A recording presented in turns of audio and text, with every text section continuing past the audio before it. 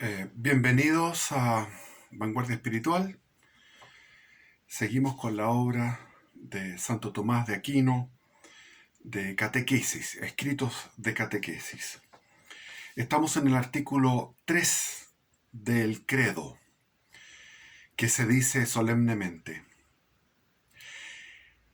que fue concebido por obra del Espíritu Santo y nació de María Virgen. El cristiano no solo tiene que creer en el Hijo de Dios, según acabamos de explicar, sino también en su encarnación. Por eso San Juan, tras exponer muchos conceptos sutiles y elevados, a renglón seguido habla de la encarnación diciendo: y la palabra se hizo carne. Esto es en el comienzo del Evangelio de Juan.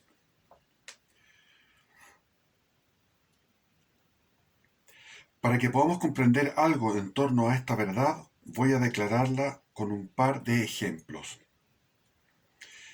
Nada hay tan semejante al Hijo de Dios como una palabra concebida en nuestra mente y no pronunciada. Mientras permanece en la mente del hombre, nadie conoce esa palabra sino quien la ha concebido. Únicamente empieza a conocerse cuando se la pronuncia. Así ocurre con la palabra de Dios. Mientras estaba en la mente del Padre, solo el Padre la conocía.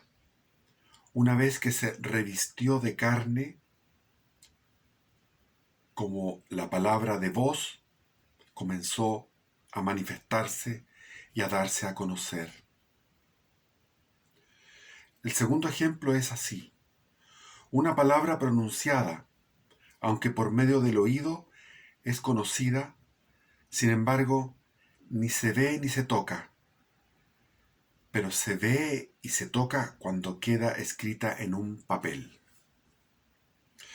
Así también la palabra de Dios se hizo visible y tangible cuando quedó como escrita en nuestra carne.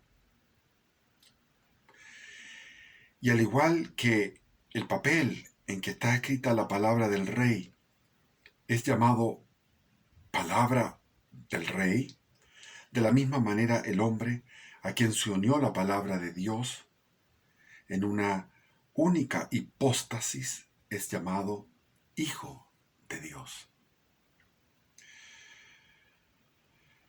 Por ello los santos apóstoles dijeron que fue concebido por obra del Espíritu Santo y nació de María Virgen.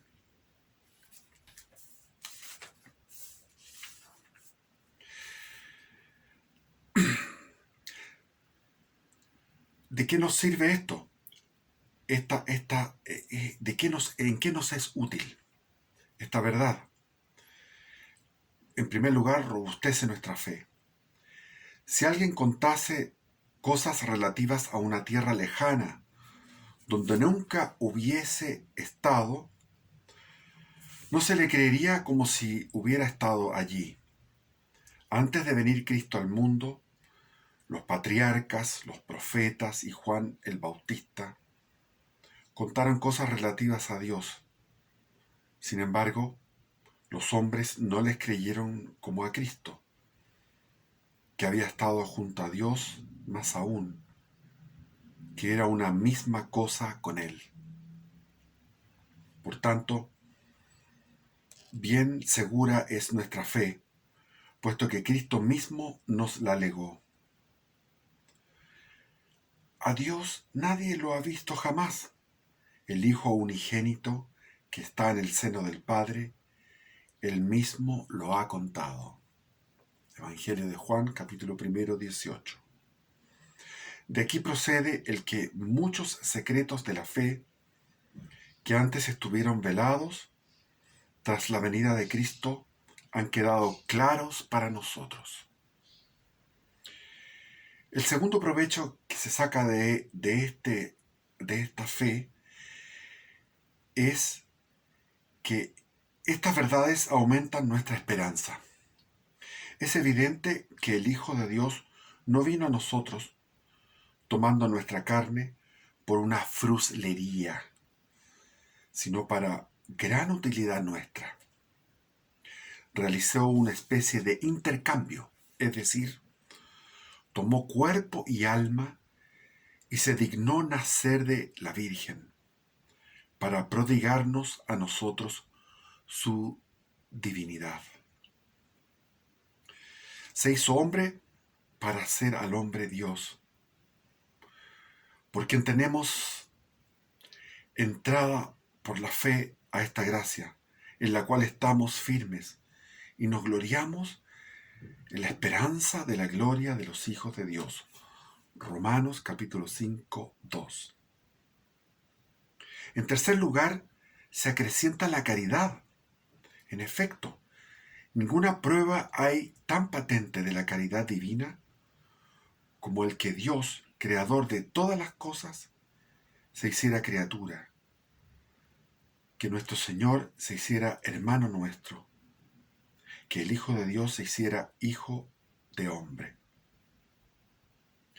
De tal manera amó Dios al mundo que le entregó a su Hijo unigénito. Juan 3:16. En cuarto lugar, estas verdades nos impulsan a conservar pura nuestra alma. La naturaleza humana fue tan ennoblecida y sublimada por su unión con Dios que quedó vinculada a una suerte, a la suerte de una persona divina. Por ello, el ángel, después de la encarnación, no toleró que San Juan lo adorara, cosa que antes había consentido incluso a los más grandes patriarcas. Y así el hombre, considerando y recordando esta sublimación, debe rehusar envilecerse a sí mismo y su naturaleza por el pecado. Escribe San Pedro, porque Él nos ha dado muy grandes y preciosas promesas, para que por ellas seamos hechos partícipes de la naturaleza divina, huyendo de la corrupción, de la concupiscencia que hay en el mundo. Segunda de Pedro 1:4. En quinto lugar, estas verdades encienden en nosotros el deseo de encontrarnos con Cristo.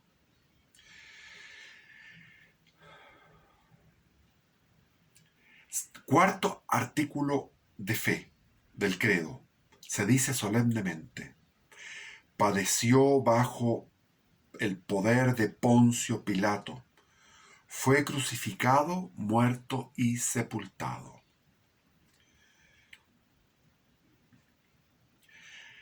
Así como es necesario al cristiano creer en la encarnación del Hijo de Dios, también lo es creer en su pasión y muerte.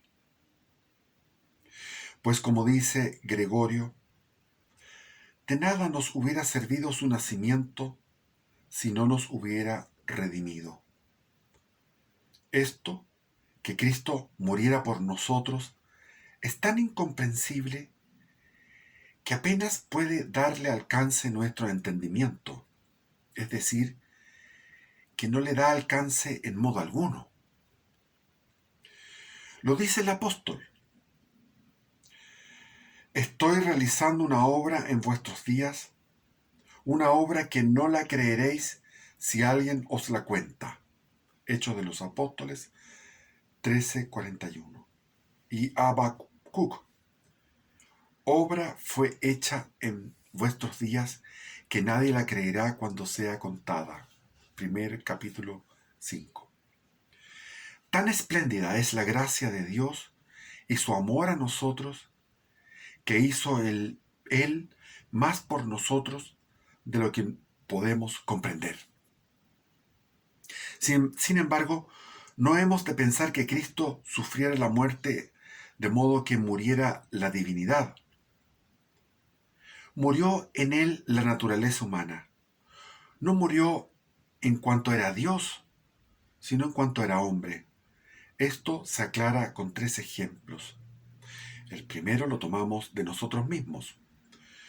Cuando un hombre muere, al separarse el alma del cuerpo, no muere aquella, sino solo el cuerpo, la carne. Así también, al morir Cristo, no murió la divinidad, sino la naturaleza humana. El Hijo de Dios es la palabra de Dios, y la palabra de Dios encarnada es semejante a la palabra de un rey escrita en un papel. Si alguien desgarrara este papel, se consideraría tan grave como si hubiera desgarrado la regia palabra. Por ello, tan grave se considera el pecado de los judíos como si hubieran matado a la palabra de Dios. Pero, ¿qué necesidad hubo de que la palabra de Dios padeciera por nosotros? Grande. Se puede hablar de una doble necesidad. Primero, para remedio contra nuestros pecados. Segundo, como ejemplo para nuestra conducta. En lo tocante para remedio a nuestros pecados. Contra todos los males en que incurrimos por el pecado, hallamos remedio por la pasión de Cristo. E incurrimos en 5 males. El primero, contraemos una mancha. Cuando el hombre peca, ensucia su alma, pues así como la virtud es hermosura del alma, su mancha es el pecado. Pero la pasión de Cristo limpia tal mancha, pues Cristo es su pasión. Pues Cristo en su pasión preparó con su sangre un baño para lavar en él a los pecadores. Nos lavó de nuestros pecados con su sangre. Apocalipsis 1:5. El alma queda lavada con la sangre de Cristo en el bautismo, porque de la sangre de Cristo recibe su poder regenerador. Por eso, cuando uno se ensucia por el pecado, injuria a Cristo y peca más gravemente que antes. Aquí hay una cita de Hebreos, de la epístola a los Hebreos. Si alguno quebranta la ley de Moisés y se le prueba con 2 o 3 testigos, es condenado a muerte sin misericordia alguna. Pues ¿de cuántos mayores tormentos creéis que es digno el que pisotee al Hijo de Dios y considere profana la sangre de la alianza?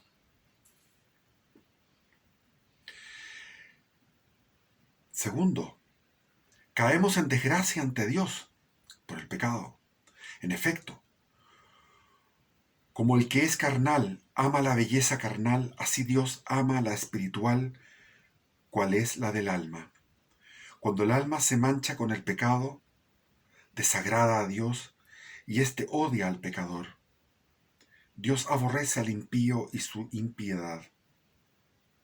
Pero esto lo remedia la pasión de Cristo, que dio satisfacción a Dios Padre por el pecado, cosa que el hombre mismo no podía dar. Su amor y su obediencia fueron mayores que el pecado y la prevaricación del primer hombre. Siendo enemigos de Dios, fuimos reconciliados con Él por la muerte de su Hijo. Romanos 5:10. El tercer problema del pecado es que contraemos una debilidad. El hombre cuando peca piensa que en adelante podrá abstenerse del pecado, pero ocurre todo lo contrario. Su primer pecado debilita al hombre y lo hace más propenso. El pecado lo domina con más fuerza y el hombre, en cuanto de él depende, se pone en tal situación que, como quien que se tira a un pozo, no será capaz de salir sino por el poder de Dios. Así, cuando pecó el primer hombre, nuestra naturaleza quedó debilitada y corrompida, y el hombre se tornó más propenso al pecado. Pero Cristo atenuó esta debilidad y propensión, si bien no la eliminó por completo. Con la pasión de Cristo quedó fortalecido el hombre y debilitado el pecado, que ya no lo domina de la miseria de la misma manera, sino que el hombre puede esforzarse y librarse de los pecados, ayudado por la gracia de Dios, que recibe en los sacramentos, cuya eficacia procede de la pasión de Cristo. Aquí hay una cita de Romanos 6:6. Nuestro hombre viejo fue crucificado juntamente con él, a fin de que fuera destruido el cuerpo de pecado. Antes de la pasión de Cristo, pocos había que vivieran sin pecado mortal. En cambio, después son muchos los que han vivido y viven así. Hay que entender que esto lo escribe Tomás de Aquino en la Edad Media. Cuarto, con el pecado merecemos un castigo. La justicia de Dios exige que quien peca sea castigado, y el castigo se mide por la culpa. Ahora bien, siendo infinita la culpa del pecado mortal, puesto que va contra el bien infinito, es decir, contra Dios, cuyos mandamientos desprecia el pecador, el castigo merecido por el pecado mortal es infinito. Pero Cristo con su pasión nos libró de tal castigo y lo sufrió Él mismo. Él mismo llevó nuestros pecados, esto es, el castigo del pecador en su cuerpo. Primera de Pedro 2:24. La pasión de Cristo fue tan eficaz que basta para expiar todos los pecados de todo el mundo, aunque fuesen cientos de miles de millones. Por ello, los bautizados quedan libres de todos sus pecados. Por ello, perdona los pecados el sacerdote. Por ello, quien más se identifica con la pasión de Cristo, mayor perdón alcanza y más gracia. El quinto problema del pecado, que somos desterrados del reino. Los que ofenden a los reyes se ven forzados al exilio. Así también el hombre, a causa del pecado, es expulsado del paraíso. Adán, inmediatamente después de su pecado, fue echado de él y la puerta se cerró. Pero Cristo con su pasión abrió aquella puerta y volvió a llamar al reino a los desterrados. Una vez abierto el costado de Cristo, se abrió la puerta del paraíso. Derramada su sangre, se borró la mancha, se aplacó Dios, se suprimió la debilidad, se cumplió el castigo. Los desterrados son llamados al reino de nuevo. Por eso oye el ladrón al instante. Comillas. Hoy estarás conmigo en el paraíso. Cierre de comillas. Lucas 23:43. Esto no se había dicho nunca antes. No se dijo a nadie, ni a Adán, ni a Abraham, ni a David. Pero hoy, es decir, cuando la puerta se abrió, el ladrón pide perdón y lo alcanza, teniendo la seguridad de entrar en el santuario por la sangre de Cristo. Hebreos 10:19. Así queda clara la utilidad en lo tocante al remedio. Lo hemos analizado en 5 puntos. Pero no es menor la utilidad por lo que se refiere al ejemplo. Como dice San Agustín, la pasión de Cristo es suficiente para modelar por completo nuestra vida. Quien quiera vivir a la perfección no tiene que hacer más que despreciar lo que Cristo despreció en la cruz y desear lo que Él deseó. En la cruz no falta ningún ejemplo de virtud. Si buscas un ejemplo de caridad, nadie tiene mayor caridad que dar uno su vida por sus amigos. Juan 15:13. Esto lo hizo Cristo en la cruz. Por consiguiente, si dio por nosotros su vida, no debe resultarnos gravoso soportar por él cualquier mal. Si buscas un ejemplo de paciencia extraordinaria, es la que aparece en la cruz. Por dos cosas puede ser grande la paciencia: o por soportar uno pacientemente grandes sufrimientos, o por soportar sin evitar los que podría evitar.